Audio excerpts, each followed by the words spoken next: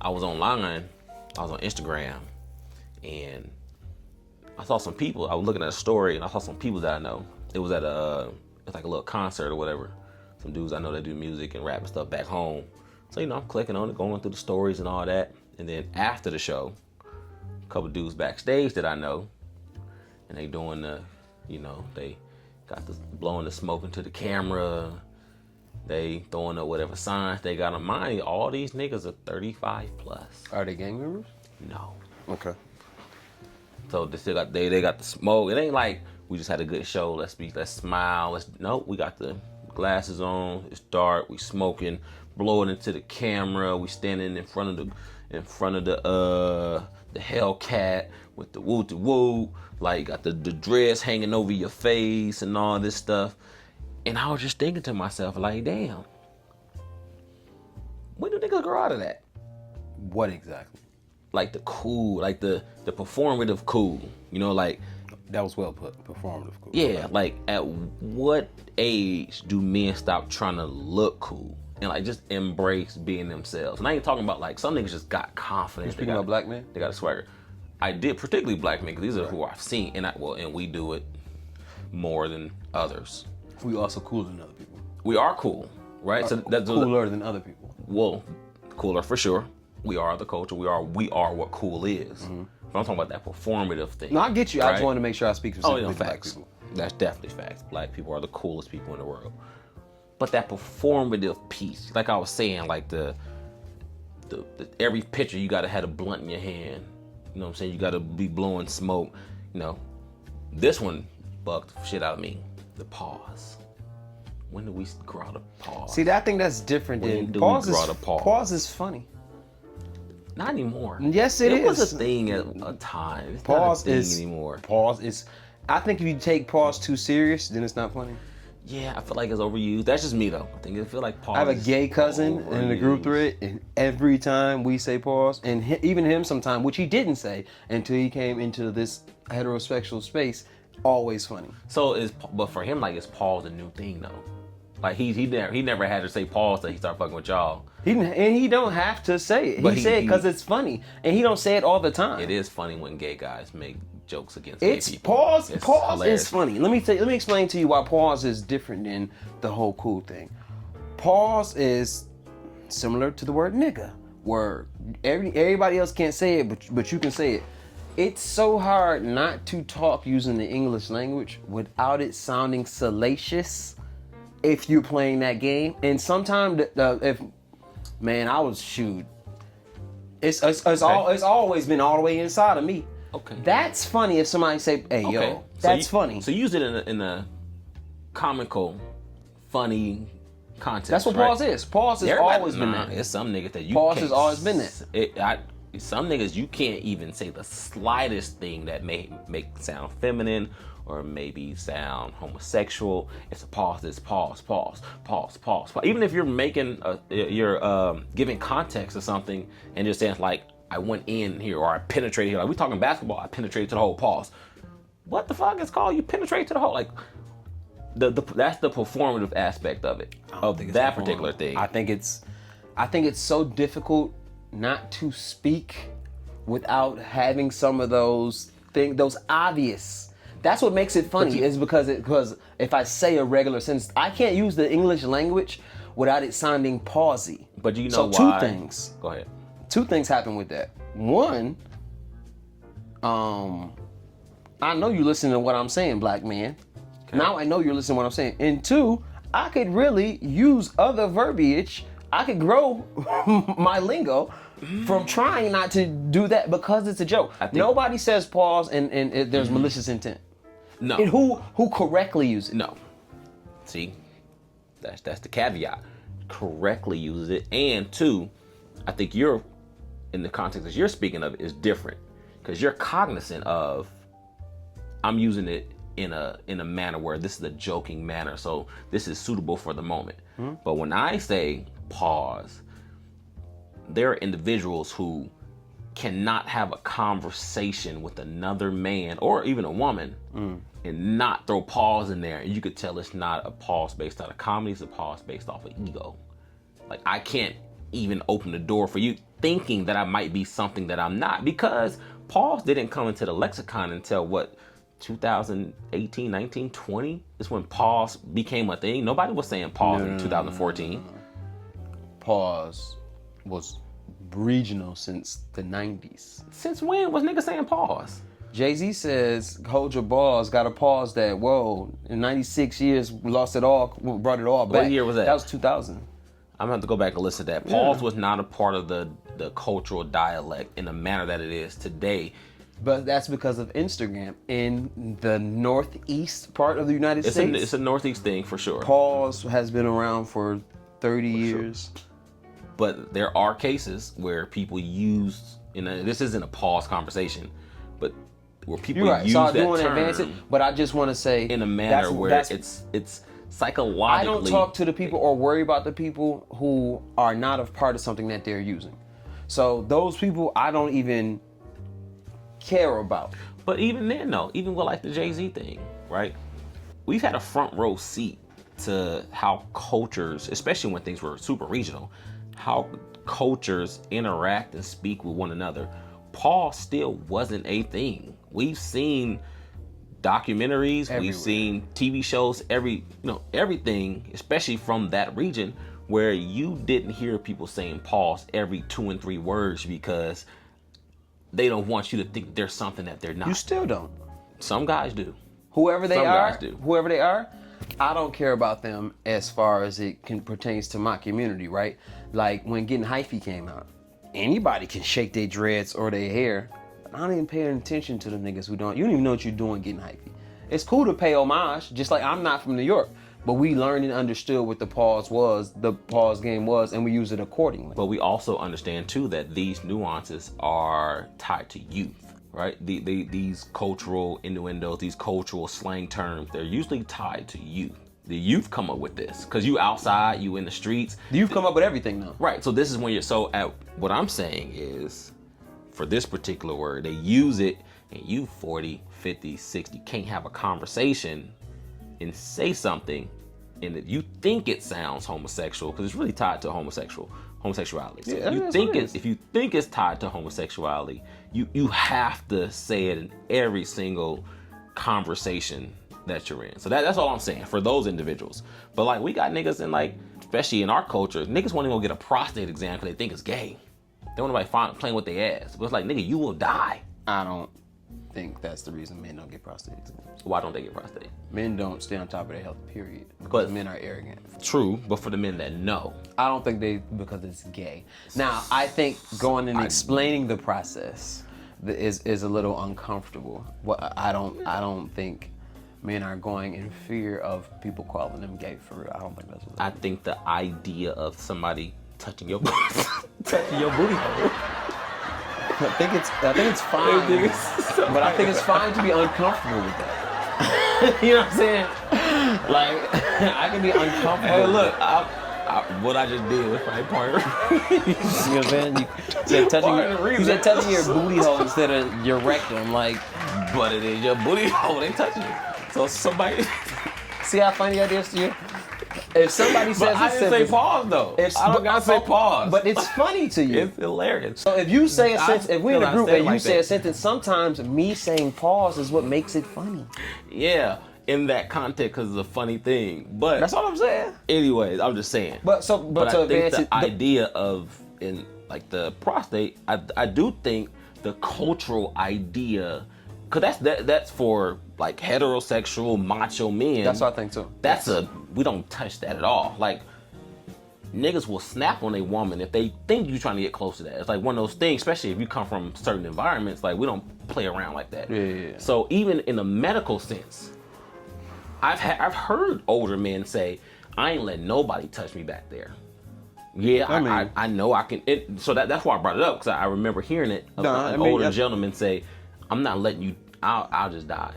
You're not finna touch me back." Then it's like, so your ego. The ego is just him saying that though. He don't mean that. But you're right. That don't take away from your point. You're right. So that's what I'm saying. Like the performative cool. There's an access that comes with cool, right? There's an access of You get to hang out with us. You get to be around the people that seem like they got shit going on. You get to be, it's almost like you get to be a part of the social group that's almost invite only. The social hierarchy. And it's a subconscious invite only, right? I look at you. We like, right? So like culture is people like us do things like this. People like us talk like this, we dress like this, we act like this. Like that's what culture is. Right. So you want to associate yourself with a particular culture. So in order for me to be a part of this culture, especially if I don't naturally come from it, I got to do X, Y, and Z. You mean how to be cool? Yeah, I got to do the thing that the culture does. I disagree. Right? So, well, no, if I want to look like I'm a balling ass nigga and I want to hang around with all the ballers and the dudes that I think are. But I think what you're expressing is the problem. I don't think you have to do that to be cool. No, you don't have to. You don't. But that's the thing, though. You don't have to do it. But people do it because they feel like I have to do this to be a part of, to fit in over here. Right? We see people do it, especially. For sure. And I don't cast anything towards young people because we all do it. At some point in time, we all do it. Right? So that's just you trying to figure out your place in the world and what circles you want to run into. My only question is, at what time do we let that go and really start walking in who we really are and not put on the facade for the sake of being a part of X thing? It's a two-part answer. One, the easiest answer is when it stops resulting in getting pussy. I meant to say that too. So, I meant to say that. a lot of times men, no matter what the race, culture, or whatever, only do what doesn't stop them from getting pussy. So not only does what gets them pussy, but they'll only do what doesn't stop them. As long as this doesn't stop me from getting pussy, or as long as I can see a faction of girls who think that this is cool, then I'll continue to do that. But there's a lot of women who think that shit is actually corny. Especially women fuck corny guys. You know, they do. But a lot of women, especially as you get older and you're still putting on the thing and you're still in the photos. They still be getting pussy. Sometimes. I'm not saying they're getting top notch, but I'm just. There's also pussy on the other end too. What you mean? There's also pussy in not having to put on the show and just being who you are. Oh, for sure. Honestly, there might be a lot more over there. The issue is they don't understand it. They don't understand not being authentic to be a detriment because they still feel like they're getting what they want out of life. Some people only want to be seen out of life, whether they respect it or not. Those guys, a lot of them don't even want to be respected or understand what respect is. Facts. All they want out of life is a little bit of pussy and to be looked at in a certain way by whoever. So that's the first faction of my answer. Whenever it stops yielding pussy, that's when black men will stop putting on this cool facade. And secondly, when being a criminal, I'm trying to figure out whether I want to go between criminal or gangster, but I believe whenever being a criminal stops being glorified. But a lot of times it's not even tied to criminality though. So I don't know. It is. Not all the time. No, it depends on. I'm gonna try to make the tie, but keep going. Well, because it depends on what aspect of the culture you want to associate yourself with, right? Like, so you got like the fashion niggas. There's not nothing tied to that. It's just I want to have the best. I gotta have the newest. I was only going off your example. Which one? Of what they were doing at the show, blowing the smoke in the camera in front of the Hellcats and all that. That's what I was going off of. But keep going. An example that I gave, like none of them are criminal niggas.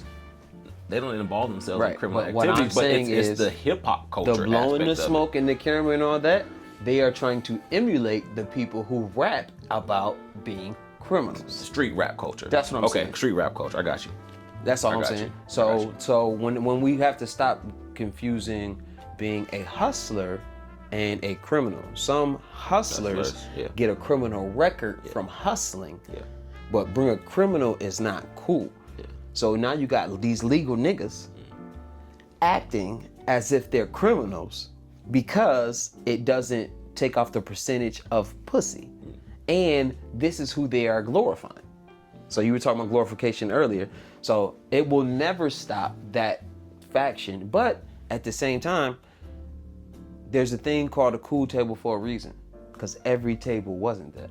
So cool almost can't exist if you don't have the other factions of people realizing, well, damn, that's not cool because they're not being themselves.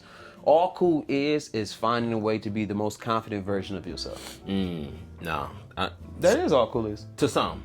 I think in some cases. But when it comes to cool, there is no to some. Cool is a arbitrary thing. Cool is can only be determined by the person from within and how they bring it out. But also, cool can also be dictated by the majority. No. Yeah, because I you disagree. can, but you can think you cool and you can be as authentic as you want.